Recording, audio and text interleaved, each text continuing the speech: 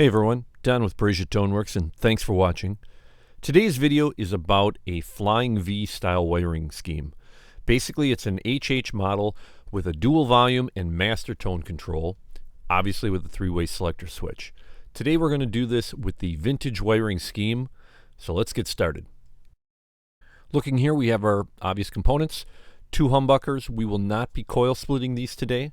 If you do want to coil split yours, obviously add some push-pull pots or a dpdt switch in order to wire that up. We have our 3-way selector switch, 2 volume pots, and 1 tone pot along with a output jack. To help identify those areas in which we're going to solder, I try to identify all of the soldering points. So on the 3-way selector switch, our output portion is known as S1.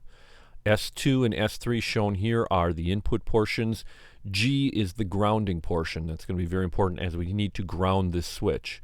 With our pots, as always, I go left to right, L1, 2, and 3. Keep in mind, if we invert the pot, the order L1, 2, and 3 stay the same. As always, we start with grounding. First thing to note, all 3 of the pots actually have one of their lugs grounded. So on the 2 volume pots, L3 is going to be grounded, and on the tone pot, L2 is going to be grounded. So make sure you are doing that. We will take a grounding wire from each of the pots and ground to a central point. I always use the top of the volume pot. You can use whichever one you want. Just be consistent about that. The 3-way selector switch, we will take a wire from the grounding lug to the same star grounding point on the top of that volume pot. And you can see that we're also going to the grounding point of the bridge as well as the ring portion of our output jack. To wire the capacitor, we're going to take one lead of the capacitor and going to L3 of our tone pot, and the other lead is going to go to S1 of our 3-way switch. You can use whatever type and value capacitor that you want. Again, I've always said capacitors are a highly subjective mod. Pick and choose, play around, figure out which ones actually sound the way you want that guitar to sound. For the output jack, we're going to take a wire from S1 of the 3-way switch to the tip portion of the output jack. So note, you will have, right at this point, you should have 2 wires going to S1 of the 3-way switch. That is correct. Starting with the neck pickup, we're going to take the ground and obviously go to the top of our volume pot to ground. And the hot is going to go to L2 of the first volume pot. For the bridge pickup, same with the ground. We're going to go to the top of the volume pot.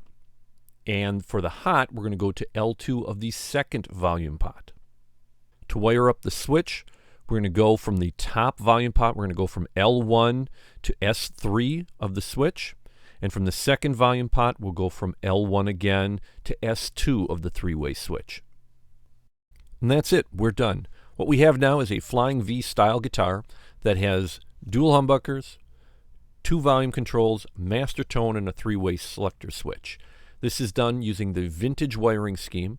And if you don't know the difference between the vintage and, let's say, a modern wiring scheme, I do have a video out on my site that explains the differences, so I would encourage you to go take a look at it. When you're done, you can see how they both interact and decide which one works best for you. This mod, as I've shown you right here, uses the vintage. As always, I appreciate you guys watching. If you have any questions or comments, please email me at braziertoneworks@gmail.com. And remember, tone, it's not just a knob, it's sound advice. Thanks.